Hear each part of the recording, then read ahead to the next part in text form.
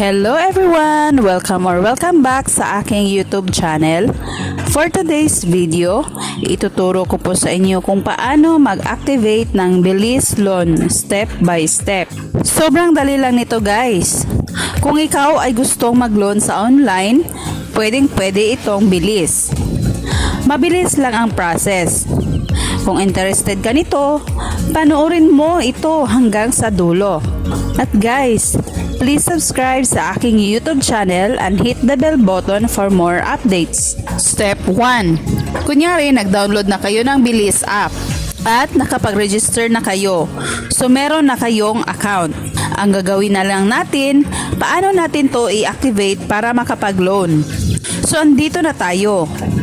Merong activate account. I-tap natin ito. So kung hindi national ID yung gagamitin mo, i-tap lang itong other ID. Pagkatapos, accept natin itong consent.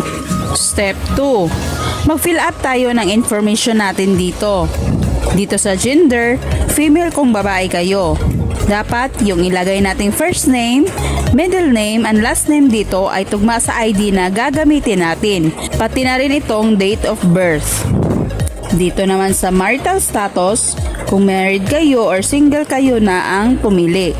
Sa akin, single. Okay na itong nationality. I-click lang natin itong maliit na box dito sa left side at i-click ang continue. Step 3. Ilagay natin dito kung saan tayo nakatira ngayon. Ilagay din natin yung address dito, yung province at barangay. Pero itong barangay, optional lang. Pwedeng hindi nalagyan. Itong landline, optional lang din. So yung tanong dito, may work ba kayo na sa bahay lang ginagawa? Sa akin, no. Ilagay lang din natin dito yung address ng pinagtatrabahuan natin at i-click ang continue. Step 4. Dito naman sa character reference, pwede yung mama, papa or siblings or kahit sino basta part sa family yung ilagay dito. Yung relationship nyo sa nilagay mo, sa akin yung mama ko, so mother yung relationship dito. Ilagay mo lang din yung cellphone number niya. Dito naman sa colleague or friend, kung meron kang kasama sa work or kaibigan, siya yung ilalagay mo dito. Yung name niya, relationship, whether colleague or friend, at yung number din niya. Pagkatapos, i-click ang continue. Step 5. So dito, pipili na tayo ng ID na gagamitin. Sa akin, UMID ID. Ilagay lang natin yung number ng UMID ID natin dito.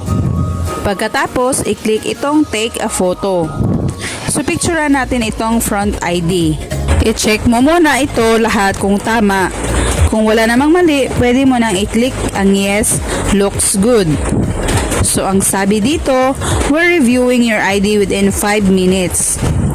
Hintayin mo yan guys at huwag mong i-back. So ayan, okay na yung gagawin.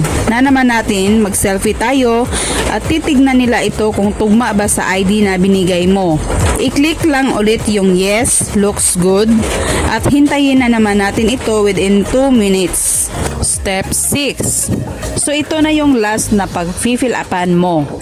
About sa income mo, syempre kailangan nila malaman yun para sigurado silang babayaran talaga sila kapag nag-loan ka na. Dito sa employment, ilagay mo yung company name nyo, yung industry kung anong type yung trabaho mo.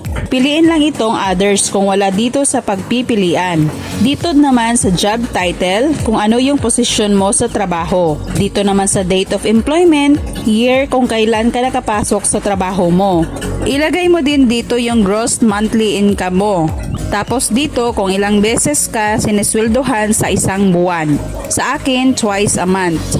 Anong month ka daw kadalasan sinisweldohan? Dito naman sa work, email kung meron ka, ilagay mo lang dito pero optional lang to. Pwedeng hindi nalagyan. Pagkatapos, i-click itong continue. So hintayin na lang natin ito at i-allow lang din natin ito. So ito na guys, my application is approved na. So ang bilis lang guys no? I-click lang itong account. So ayan, meron pong 6K na credit line sa account ko. Sobrang bilis lang yung process niya. Kung kailangan mo ng pera agad-agad, itry mo na itong Bilis guys. Legit app na magandang paglolonan mo. Dito na lang po tayo at thank you for watching. God bless you everyone.